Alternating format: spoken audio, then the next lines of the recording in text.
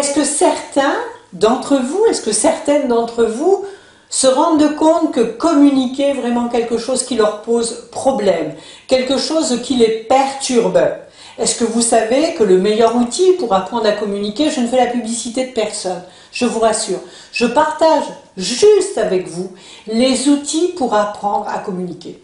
Alors vous savez, nous reviendrons quand nous parlerons un peu plus de l'orientation et des possibilités, des métiers qui existent et qui sont recentrés par fiche de poste au niveau national, mais nous avons tous des prédispositions naturelles que nous avons héritées en bagage lorsque nous venons sur le monde. Certains d'entre nous, sans avoir appris, vont avoir des dextérités manuelles. D'autres vont avoir une facilité déconcertante à communiquer, à rentrer en communication avec tout un chacun, même s'ils n'ont pas fait d'études en communication. Cela s'appelle l'ordre des prédispositions. Et puis d'autres personnes, aujourd'hui, sont véritablement pénalisées parce qu'ils se retrouvent complètement en défaillance de communication. Alors, je voudrais vous rassurer, on n'est peut-être pas tous nés communicants et communicateurs hors pair, ou même orateurs, ou même avec une aisance verbale déconcertante, mais je vous rassure, nous pouvons tous développer des capacités à communiquer. Et pour ce faire, et de manière la plus optimale possible, je vais vous parler de la PNL.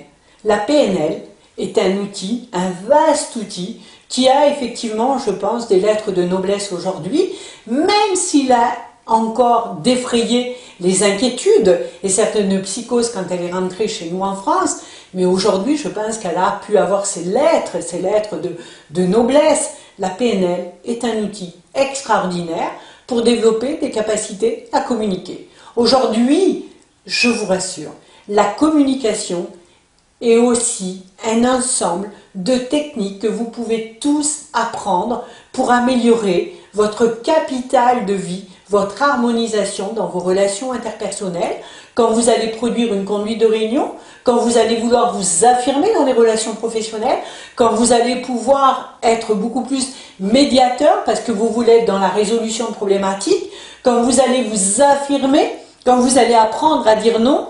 Que faire sans la communication? Que faire sur une optimisation de communication? Je vais automatiquement rentrer dans des conflits. Pourquoi? Parce que je n'aurai pas d'autre alternative, je n'aurai pas d'autre perspective que de pouvoir m'affirmer avec mon corps, avec des attitudes et des comportements qui me desservent. Alors, allez vers des outils très performants qui vous permettent de développer vos stratégies en communication, déjà d'identifier qu'est-ce que la communication, qu'est-ce qu'elle n'est pas, qu'est-ce qu'elle renvoie sur votre partie inconsciente, qu'est-ce qu'elle renvoie sur votre partie consciente.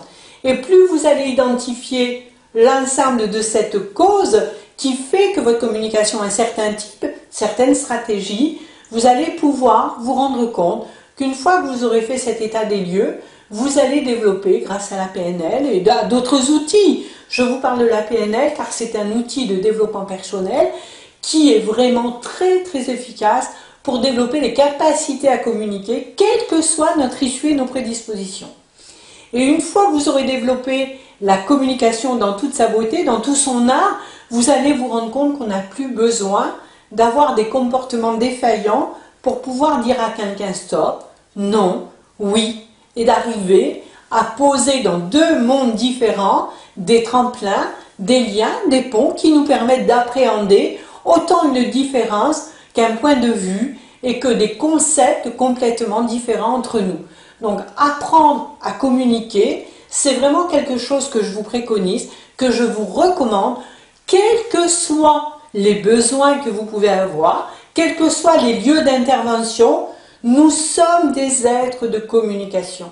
Je vous le rappelle, c'est une fonction neurologique, la communication, cela peut être un comportement, cela peut être une valeur. Donc partant de là, les dessins que va prendre et l'issue même que va prendre la communication fait de moi un incontournable.